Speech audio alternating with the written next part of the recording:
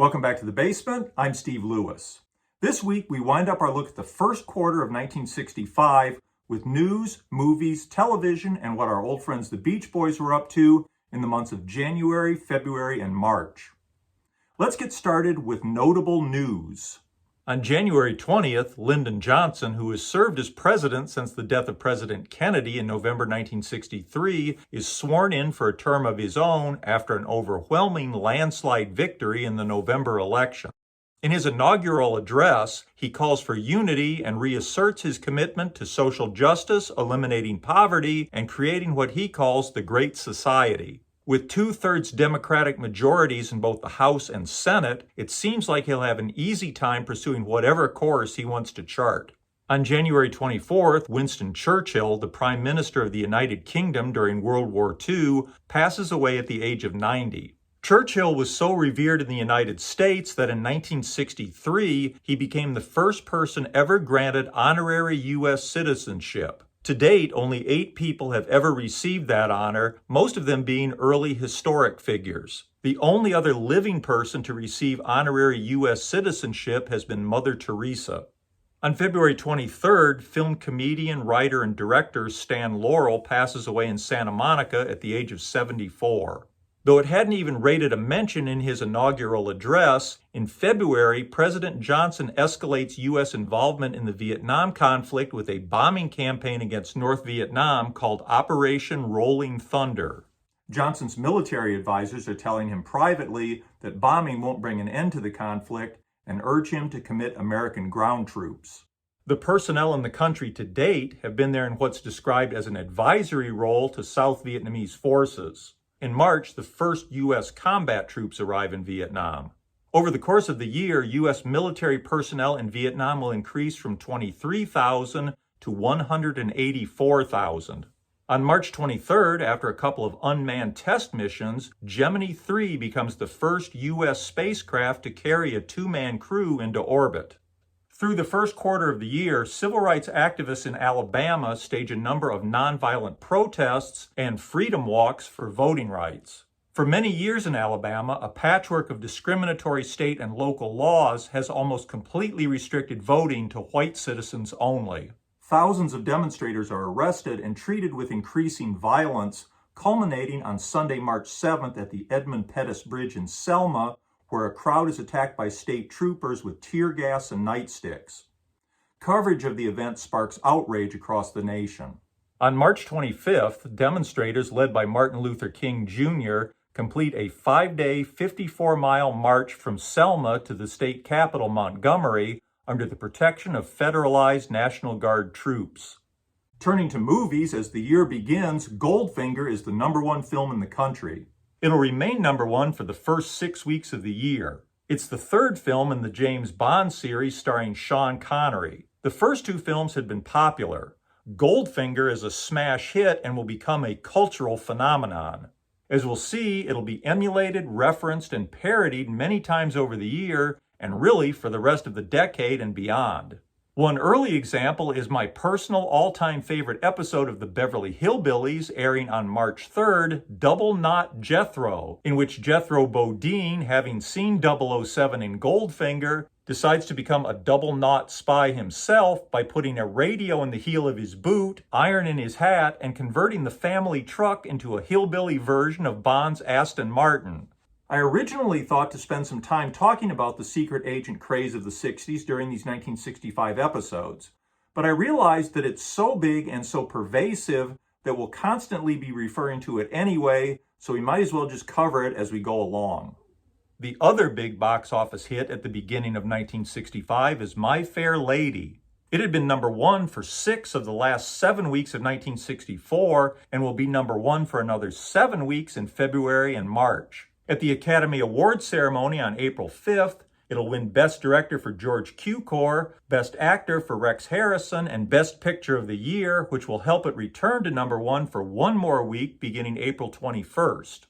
In new movie releases in the first quarter, on January 20th, Hush Hush Sweet Charlotte, starring Bette Davis and Olivia de Havilland, goes into wide release.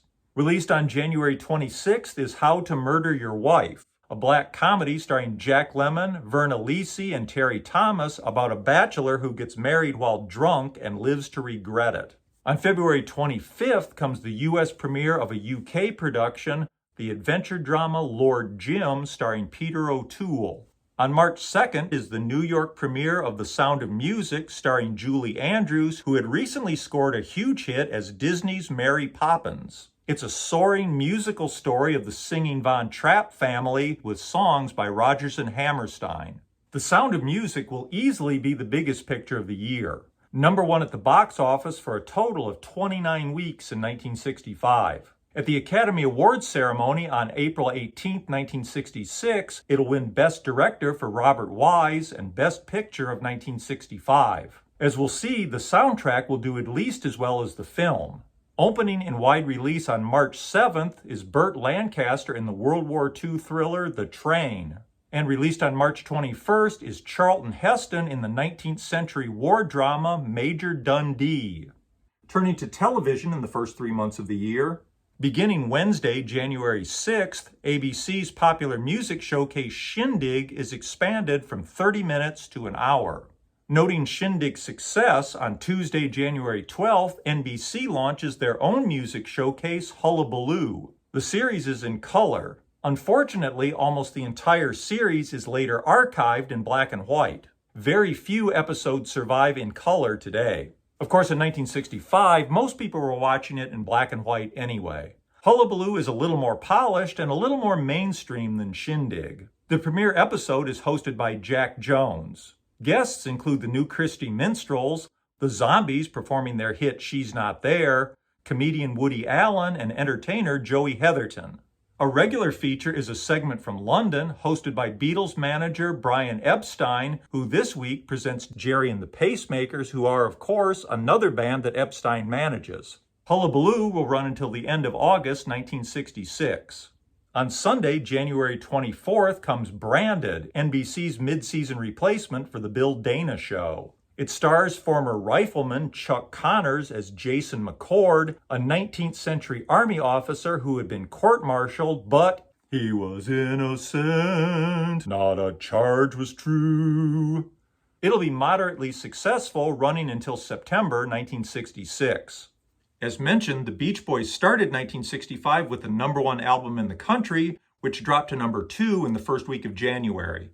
They'd landed 4 singles in the top 10 in 1964, including the #1 I Get Around. Their new Christmas album had sold well, and they were currently appearing in theaters as part of the All-Star Tammy Show.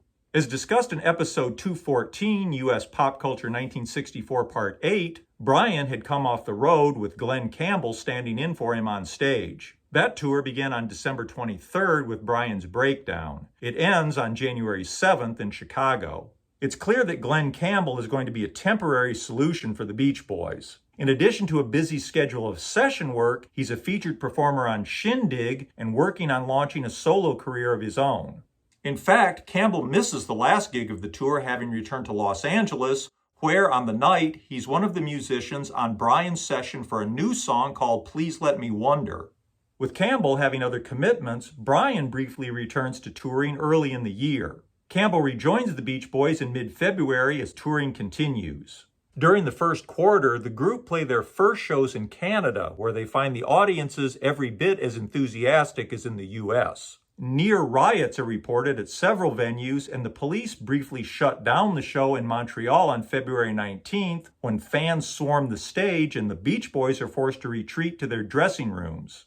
In Beach Boys-related record releases early in the year, a recording of Brian Wilson's Farmer's Daughter, credited to Basil Swift and the Seagrams, is released on January 8th. It's an obscure single put together by a virtually unknown artist named Danny Hutton, and notably features an uncredited vocal by Brian Wilson. Released on February 15th is a new Beach Boys single, Do You Wanna Dance and Please Let Me Wonder. It's the lead-off single for their new album Beach Boys Today, which will be released on March 8th. Unusually for the Beach Boys, the A-side is a cover instead of an original. Bobby Freeman's original version went to number 5 in 1958. The B-side is a breathtaking Brian Wilson original. Much more about this next time, of course, when we begin discussing the Beach Boys today. According to Brad Elliott's usually reliable 1982 book Surf's Up, The Monkey's Uncle by Annette Funicello and featuring the Beach Boys is released as a single on February 24th. The song had originally appeared on Annette's Annette at Bikini Beach album. It seemed like strange timing. Annette at Bikini Beach had been released in August of 1964, and another Annette album, Pajama Party, had been released in the fall of '64. The Disney movie it was recorded for will premiere on June 23rd and go into wide release on August 18th.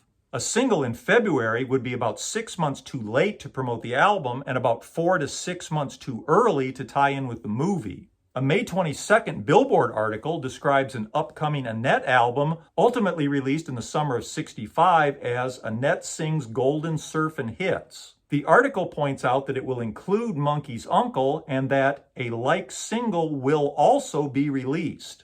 It's the first mention I could find of the single in either of the trade papers, Billboard or Cashbox. Cashbox reviews The Monkey's Uncle among new singles on June 26th.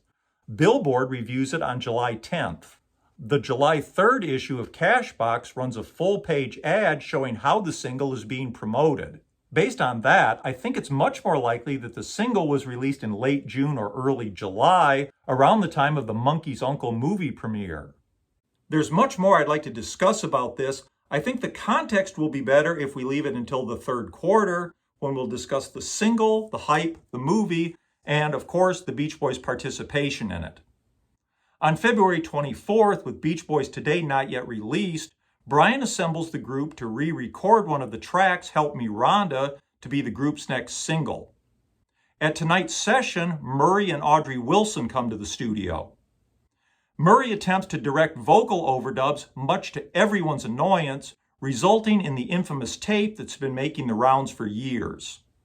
That'll do it for this time. Hope you enjoyed this, and I hope you'll join me next time when we begin our discussion of the Beach Boys Today. Meanwhile, as always, I look forward to your comments and feedback. Please hit like if you don't mind, subscribe if you haven't. Have a great week. Bye.